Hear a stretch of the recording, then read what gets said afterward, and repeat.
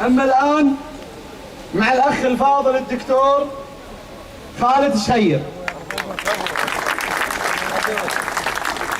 ارفع يا ابو بدر، يلا بدر، ارفع يا ابو بدر.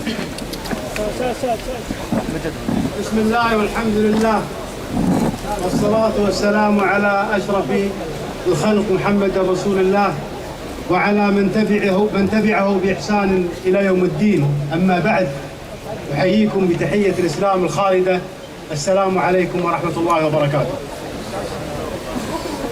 في البداية اليوم طلع تصريح مهم جدا. هذا التصريح أفرح ناس وغبى الناس.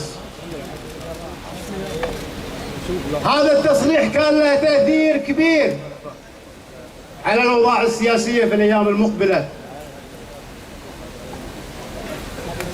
هذا التصريح اسمحوا لي أوجه به لصاحب هذا التصريح المهم للمواقف رجال وللمراجل شيوخ وان شيخ مسمى يا فلاح.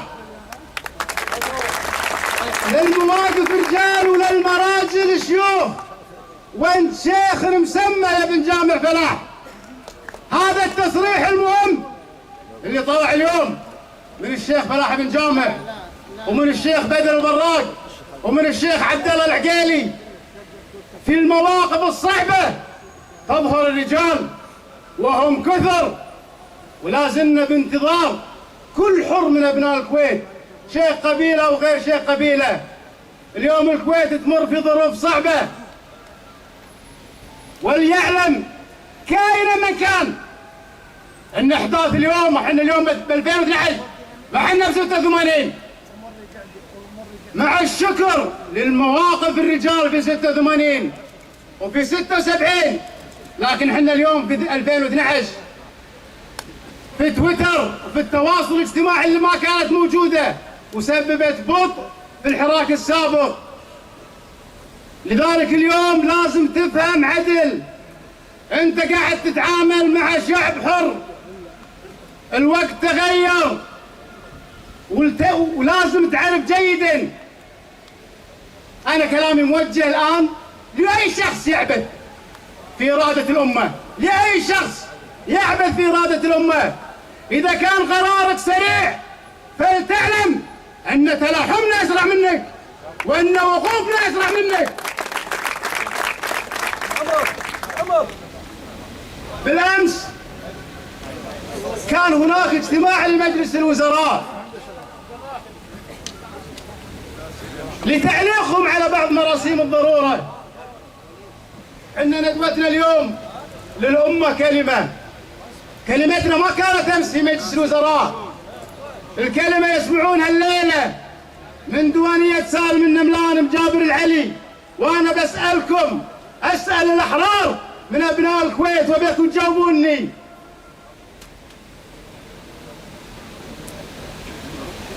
الدولة هذه المنو؟ الدولة هذه المنو؟ الأمة هذه المنو؟ المؤسسات المنو؟ الأموال المنو؟ على كل شخص أن يحترم إرادة الأمة، وأي قرار فردي لن تقبل الأمة. ما راح نقبل بأي قرار فردي، القرار للأمة، القرار للشعب. لذلك أنا أقول أي رئيس دولة وأي رئيس مجلس وزراء وأي وزير وأي مدير وأي موظف وأي عامل جاء لخدمة الشعب.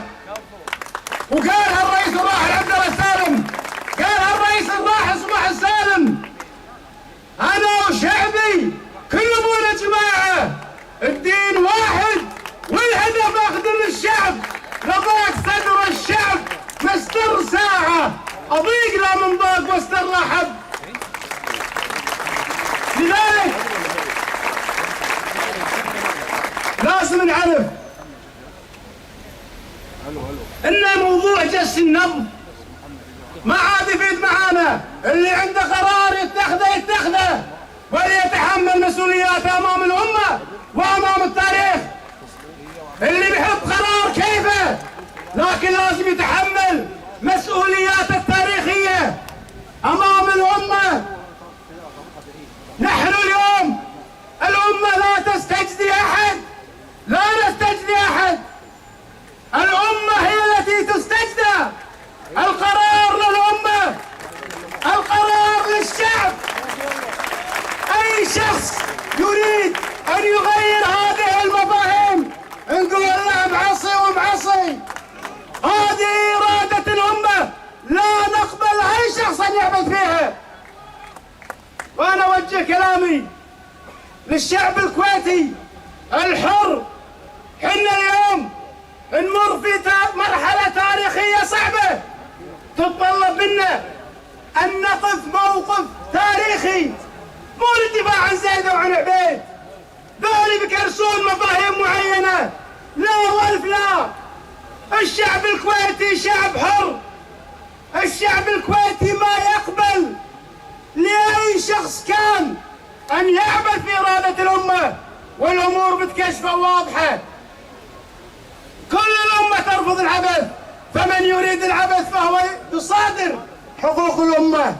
لذلك إذا أردنا أن نكون أحرار وأن نوصل صوتنا، يجب أن يكون لنا موقف تاريخي من هذه الأحداث.